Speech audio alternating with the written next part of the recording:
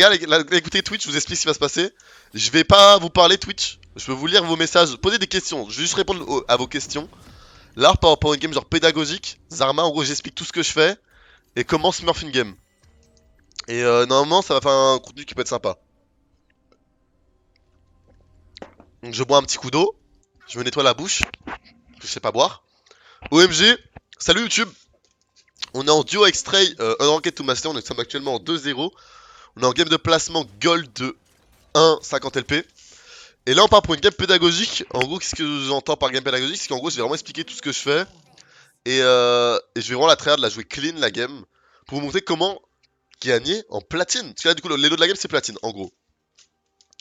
Donc, je vais expliquer tout ce que je fais, comment je vais snowball la game, etc. Niveau des runes, j'ai pris mes runes classiques pour jouer la lane. En plus, on a un cringer dans la team, c'est parfait. Donc, on va même pouvoir vous montrer ce qui se passe quand on a un mec qui est gênant de la team. Je vais juste fermer ça. Donc électrocute pour snowball, chasseur ultime pour faire plein d'actions dans la game, goût du sort pour la phase de lane. Le seul truc que vous pouvez changer, que je peux vous conseiller de changer, c'est à la part de Scorch prendre marche sur l'eau. Ça c'est personnel, personnellement je préfère jouer brûleur pour favoriser le solo kill. Mais jouer la map je pense que c'est plus fort.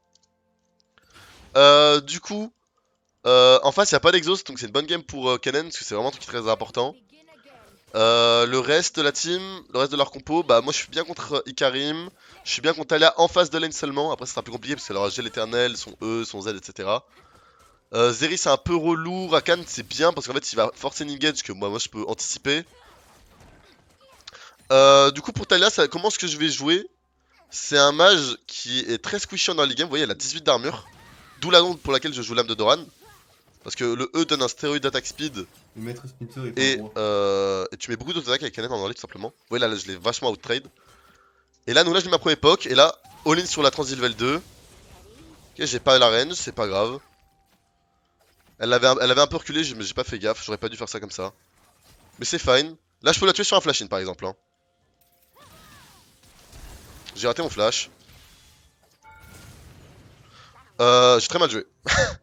Mais c'est fine, ça vous montre un early de même. En gros, là, mes erreurs c'était quoi? J'ai raté mon flash, j'ai pris son kill et j'ai Z un poil trop tard. Donc, dommage. Après, c'est pas dramatique non plus. Je prends son flash. Là, faut voir vite que je reset parce que je peux me prendre un gank de Karim. Je vais forcer le push. Et j'ai back. C'était mal joué, c'est dommage. Mais c'est pas dramatique non plus pour ma lane. Ah, là, je pense que je vais canner. Je prends une auto pour le bout de sang. Ok. C'est dommage. Elle demande des creeps par contre, je crois. DR, frère. En gros, bon, là, du coup, j'ai chié mon early, mais c'est pas grave. Dans le sens où, du coup, là, j'ai très mal joué. Mais ça va vous montrer du coup aussi comment jouer une game où tu commences en faisant de la merde. C'est pas dramatique. Mais d'ailleurs, c'était quoi? C'était en fait mon deuxième all-in sur ma transition level 2. Je l'ai mal joué parce qu'en fait j'ai avancé alors qu'elle elle avait reculé déjà. Donc j'ai E pour rien, je l'ai pas tué avec mon E. J'ai pris l'aggro DCS et j'ai pas pu la burst simplement. Et après sur mon flash-in, bah j'ai pas fait gaffe qu'elle jouait Cookie. Elle jouait pas Cookie, elle était morte. Donc comme quoi, faites toujours attention aussi au setup adverse. Là j'ai pas fait gaffe. J'ai pas fait gaffe qu'elle jouait Cookie. Et pour ce qui est du gank, bah je savais qu'elle allait arriver, j'aurais juste dû partir un peu avant. Pas besoin de warder sur l'action parce que. Enfin, vous pouvez warder si ça vous rassure, mais en soi, c'était juste un timing de gank obvious et j'ai juste pas assez respecté. Là, j'ai un push, donc j'ai plusieurs options. Soit aller warder deep dans la jungle, prendre de l'info, soit faire un roam. J'avais un roam au top par exemple, mais je vois Madiana qui veut faire un truc au bot, c'est pour ça que je m'extende de son côté. Et je pense que je vais la suivre. Ouais, ça y est, une action. Et on va pouvoir récupérer un dive, là c'est parfait. Ok, ils vont un peu tôt. Je cover. Là en vrai, même si je récupère rien, le fait que je sois décalé, ça a fait que si jamais Ikarim était là, bah ça a pu sauver l'action en fait. Et moi au mid je perds rien, je perds littéralement que 2 CS pour sécuriser un éventuel triplé, tu vois. Donc ça vaut le coup. Bon, je rate le canon, c'est dommage.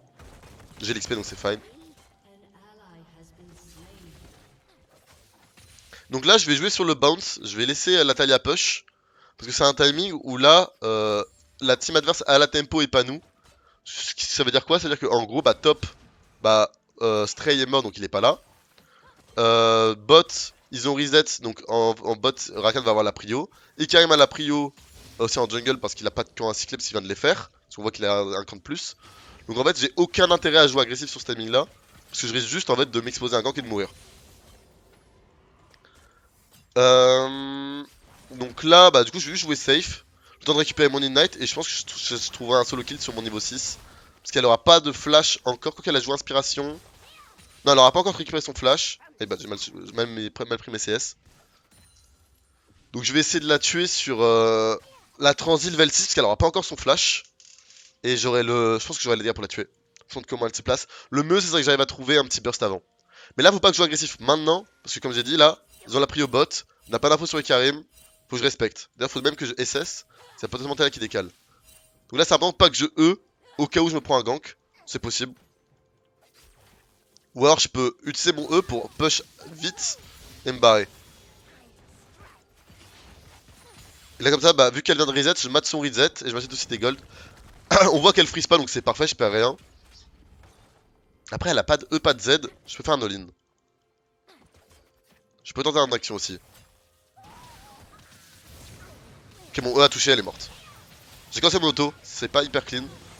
Juste après on pense à bien se décaler pour éviter le Z. Je sais que j'avais pas besoin de mettre mon auto-attack maintenant. Voilà, c'est clean. Transition level 6, je lui ai dit Ignite Nabus Cloak. Je touche le E, elle est morte. Là, il y a Karim. Peut-être la choper. Peut-être le bait.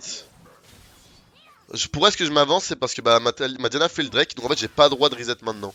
Si je reset maintenant, bah, je donne la prio au mid. Et potentiellement, bah, du coup, Diana va se faire. Bah, peut-être ils vont pouvoir décaler sur la Diana. Alors que là, si je reste, même si j'ai pas de spell, pas rien, je mets une pression sur la map qui fait que du coup, le Drake il peut pas s'y aller for free, tu vois. Putain, je débite, frère, je débite là, j'ai plus de salive. Ah, c'est chaud. Je vais boire un petit coup. J'aime beaucoup jouer les petites refillables pour la tenue de lane. Ça met bien. Là maintenant, c'est quoi le plan sur la game? Talia a son flash. Moi, j'ai mon flash. J'ai pas d'ignite. J'ai peu de chance de la tuer au mid. Parce qu'à la Scannen, tu préfères que vous ayez tous les deux pas de flash plutôt que tous les deux un flash. Donc là, en vrai, mid, c'est difficile de faire trouver un kill. Et je pense que c'est plus intéressant là, du coup, pour la game, que j'arrive à trouver un roam. Donc je vais push, quitte à prendre quelques dégâts. J'ai mes refillables pour ça. Ouais, je peux la poke un peu aussi. Ok, là, c'était vers le haut. Donc là, je push. Je trade quelques HP, c'est pas grave. Et je vais essayer de décaler. Notamment bot là. Je pense que je pourrais récupérer. Donc là, j'ai pris la prio. Je trade quelques HP pour ça. Ils ont pas la vision sur moi. Je peux récupérer l'Ikarim. Je sais pas c'était bon où il passe. Il est passé par là-haut. Qu'il a back dans un bush. Non. Ah merde, il est passé par là-bas. My bad, j'ai mal read où est-ce qu'il était parti. Je peux quand même encore le récupérer. Je vais R parce que je sais pas s'il a son R lui.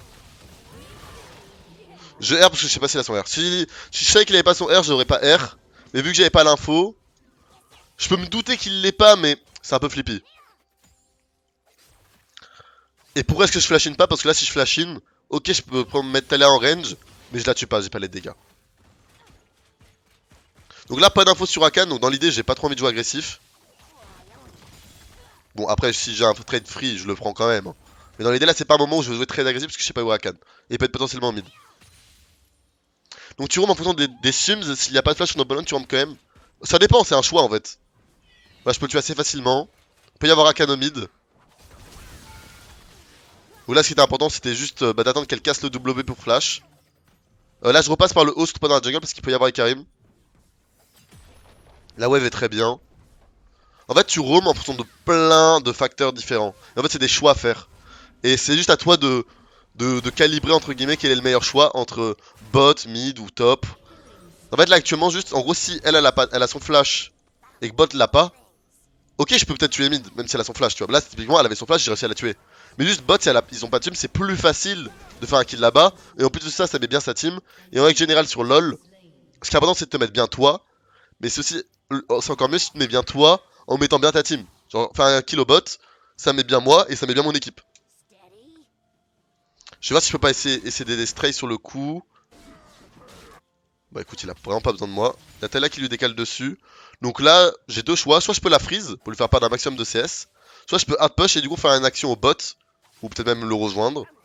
Ou même prendre des plates au mid. C'est des choix différents. C'est à vous de calibrer entre guillemets ce qui est le meilleur choix.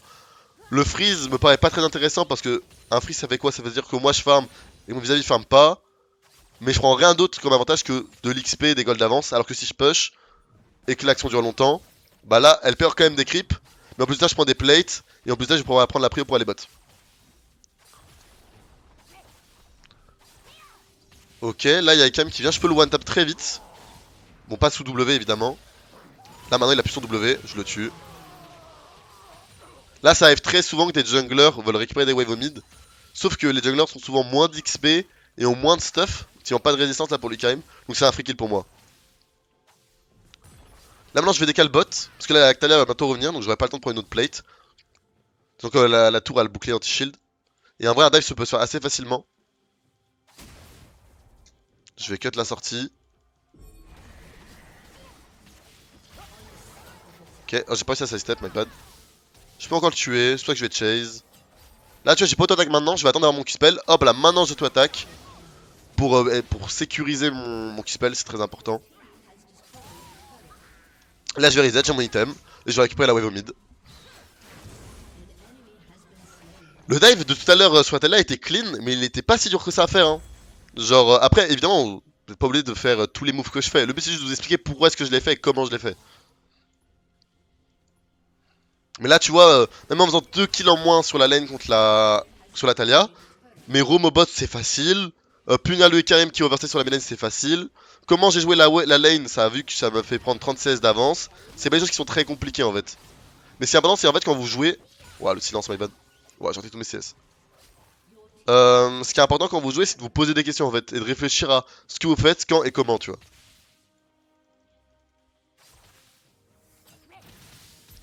Comment est-ce que j'ai pu voir l'angle au bot? Parce que je connais très bien mes dégâts. Je savais que la Zeri avec son mid dive, je la tuais.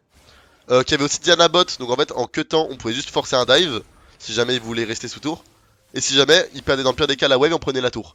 Et mon back était bien, mais j'avais en fait la même tempo, j'avais quand même le tempo de faire mon move bot, reset, puis revenir sur ma lane. J'avais tout autant de faire les deux plutôt que de juste reset. Je sais pas si tu vois ce que je veux dire. En fait, même si mon gank passe pas au bot, je perds 3 creeps. Donc c'est pas grave, tu vois. Parce que j'avais de longues tempo. Parce que je venais de prendre la wave.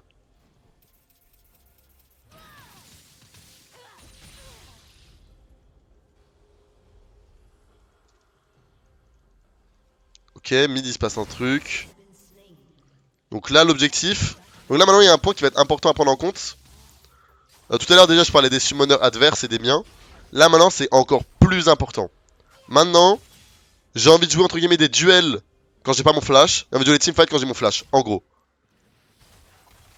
Donc là, maintenant, je vais vraiment jouer autour de mon flash. Je vais essayer de trouver les escarmouches tant que j'ai pas mon flash. Et une fois que je l'aurai, je vais grouper avec la team.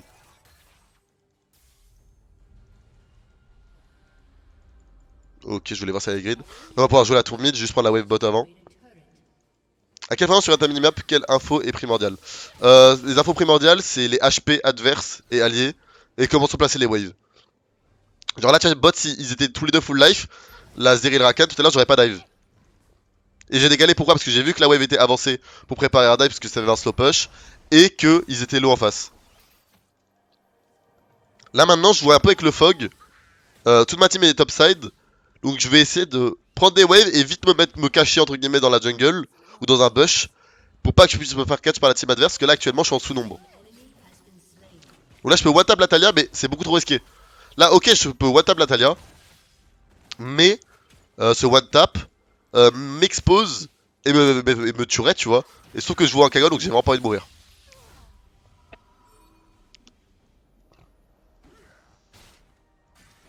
Là tu vas prendre ma team se avant, donc je peux réavancer aussi. C'est un petit jeu... J'étais en solo tout à l'heure, donc je jouais safe. Et là maintenant de nouveau je peux jouer agressif.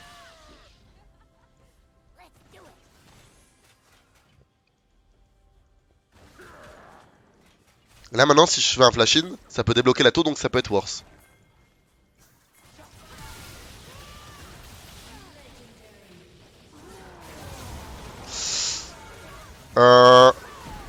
My bad. J'aurais pu mieux jouer mécaniquement, mais ça reste très worse. Oula, et... Si je jouais mieux mécaniquement, j'aurais pu m'en sortir, parce que j'ai pas sidestep un Q-spell de Zeri, et j'ai pris l'ulti d'Ikarim. Enfin, j'ai pas pris le Q-spell d'Ikarim, mais j'ai pris un couteau en trop. Je crois que je sais que j'aurais pu mieux jouer. Donc là, je suis mort. Mais ça, c'est une mort extrêmement worse. Parce qu'on débloque la tour, plus 4 kills, plus l'Herald. Et du coup, ils FF là-dessus. GG. Voilà en gros pour la game, les points importants. Je referai d'autres games comme ça pédagogiques un peu où j'explique tout ce que je fais. J'espère que vous avez kiffé. Petit like, petit commentaire, tu connais. Et j'ai vraiment juste une dernière question. Deuxième thème, tu fais Void ou Flamombre? Et re, Flamombre quand t'es devant. Flamombre quand t'es devant. Et que t'es solo AP. Void dans les autres circonstances, selon moi. Et à Holo, tu autant, ouais, toujours. Et Retriquette, c'est pour la vision, parce que tu n'as pas envie de roam sur une ward, évidemment. Et tu vas beaucoup jouer avec le fog, donc important d'avoir les infos sur la vision.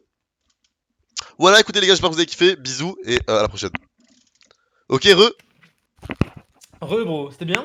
Bah mec, ouais, c'était très bien. J'ai fait petite mort en early, en plus ça a montré pourquoi est-ce que j'ai fait une erreur et tout. Et après c'était Let's go, free. écoute. Let's go. C'était la petite folie. Bah écoute, mec, mon launcher est dans le void maintenant, c'est mon tour. Ah, bah